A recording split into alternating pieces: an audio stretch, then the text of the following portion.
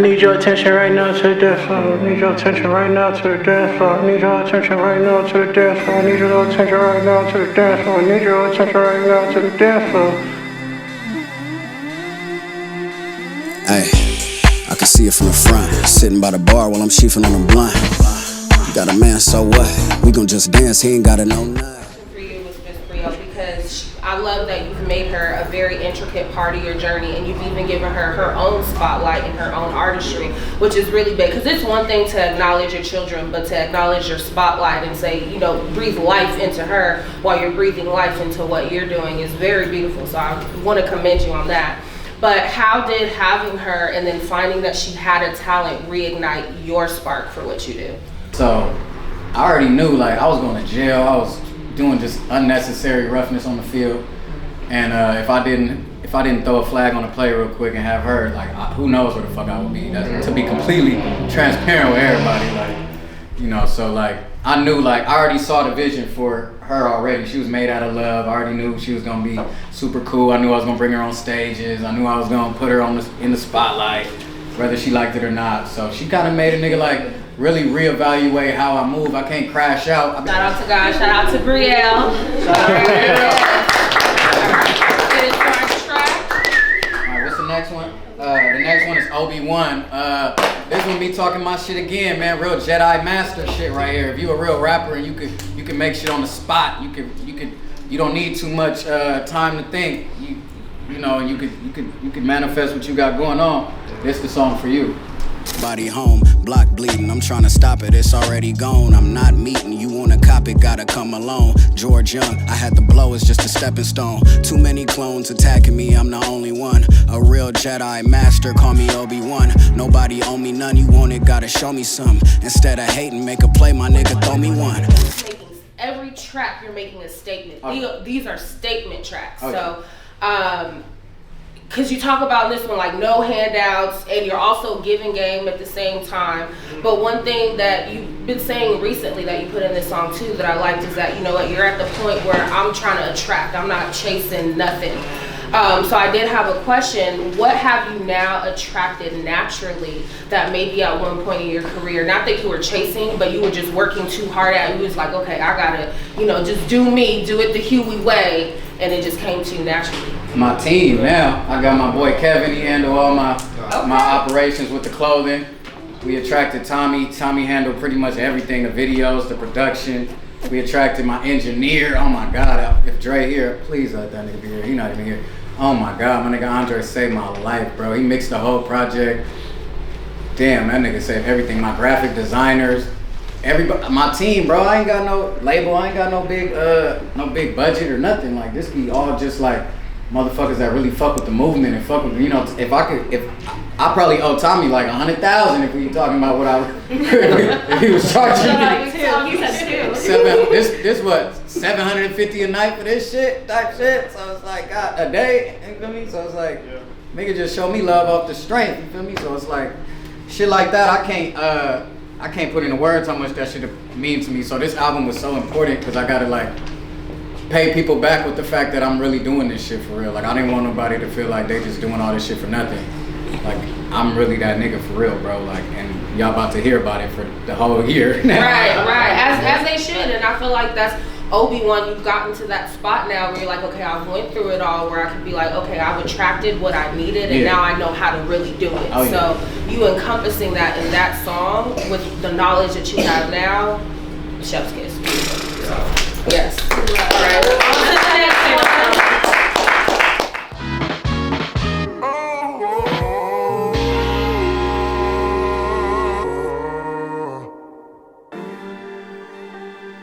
I need your attention right now to the dance floor. I need your attention right now to the dance floor. I need your attention right now to the dance floor. I need your attention right now to the dance floor. I need your attention right now to the dance floor.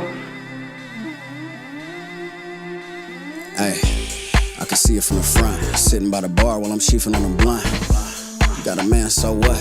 We gon' just dance, he ain't gotta know nothing. The good girls, no fun. I need neck on the first link, no pun. Strap up tight, we don't need no sun. To play KDP, make some noise for KDP. She was a big Channel Trust fan, and she was like, "Oh, you know him?" I'm like, "Yeah, that's the homie." He from Compton, like this my nigga. She like, oh, you gotta do some shit with him. So I stayed on Channel Ass for like a month straight. Like, you know, if y'all know Channel, he ain't texting back if he don't have to. And that man hit me back and invited me to a session. And DJ Quick opened the door. I said, oh no, I gotta go crazy. Come on. And then we made this shit right in front of Quick. Quick was right there. I like that you did house because that was something totally different that we didn't expect. But I'm gonna be honest, when I remember when you recorded that track with Mike and them, I was like, oh, I like you on house. Like, we need some more of that. But you kind of explained already what the inspiration was. Thank you for bringing that out of him. We really appreciate it. Because, you know, you up on the BPM. Like, I could two-step with you. Normally, I'm knocking my head, but I could, you know, do a little this. So I really like that. But I had a note. To me, it's like your version of a rump shaker, but it's not a rump shaker. Like, but it's very tasteful and classy. Like, it's the Huey way. So you have your, you know, you have that in your arsenal now. So I really like that for you. But beautiful record, and I love that it's a single too. So it's something that people can already, who don't know you, now you're bringing in another audience. And that's the fastest growing song that I got. I ain't never put out a song that got that many plays, that many views that fast. Like niggas. Well, you know, we like Huey on a high BPM too. Like, we like and when we go on tour, I can't wait to do that shit. That's gonna go crazy, especially overseas. I love that for you. Worldwide record, you know? Oh God. Come on. Oh God. All right, tell us about the next one. The next one, another self-explanatory. I got in trouble, man. I was ignoring. I was working and just play it. I'll play it. Yeah, I do the same thing every day, different. Yeah, we had to maintain every Thanksgiving. Yeah, the homie Wayne told me finish your breakfast. I heard you. Look, the homie's doing real time. This ain't no Kai Cenat shit. Smoker did a line, he ran around and hit a backflip. It's really dope how you played with it too. So now I'm hearing where it comes from. Like you literally, like you feel them. Cause you know them niggas be blurry. Yeah. That was Tommy's idea. Tommy, that was dope. He wanted it to look like a cokehead was like talking to me or something. You know, I don't know how them niggas feel, so I didn't get it at first, but niggas blew me up like, yo, this video crazy. It was dope. I think that was the first video ever that was all out of focus. Like I ain't never seen a full video out of focus. That trends too, like you say, you a trendsetter as well. July. Shout out. So you also talk about not being caught up in the moment. Never. So I wanted to know what was the last moment or play that you make. To talk about making plays that you had to remember to live in the moment. At Camp Florida, when I performed at Florida in front of 20,000, 30,000 motherfuckers that didn't know who the fuck I was from a can of paint. So you better be in the moment, because if you don't, nigga, you miss a word or you fuck up, them niggas gon'... Yeah, you did flawless too. They gonna be like, where's Tyler?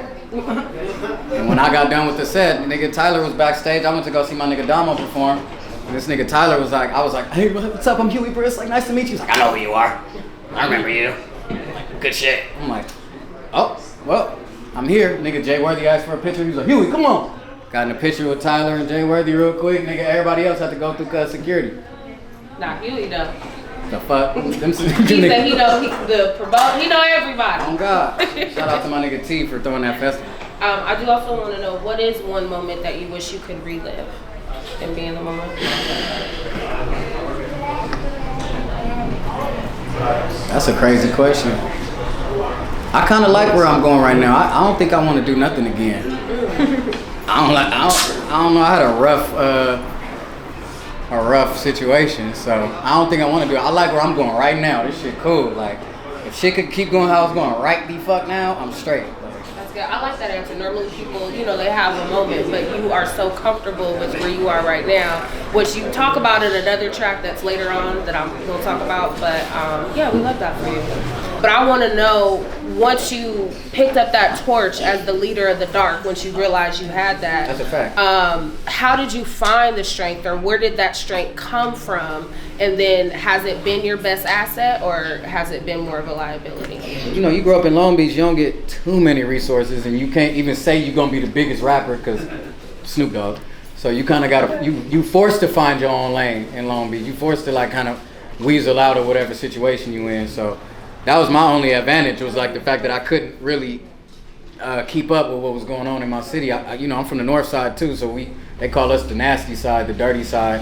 And I had to deal with all the stereotypes that come with being from Long Beach, from county jails to motherfucking the streets. If you ask somebody right now about Long Beach, everybody got a different story, or they call niggas weird and they call niggas this and that and all kind of weird shit. So a nigga like me had to beat all them stereotypes, be the flyest nigga, be the best rapper, the best father, the best everything, so that we could bring the community together and put everybody in position to start a business.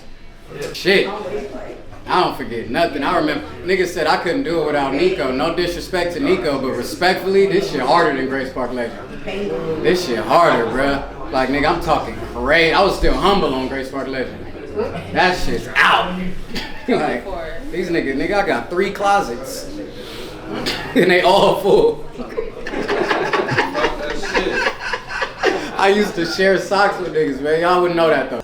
The good girls, no fun. I need neck on the first link, no pun. Strap up tight, we don't need no sun. Pack up your stuff and leave when you're done. The night's young, but these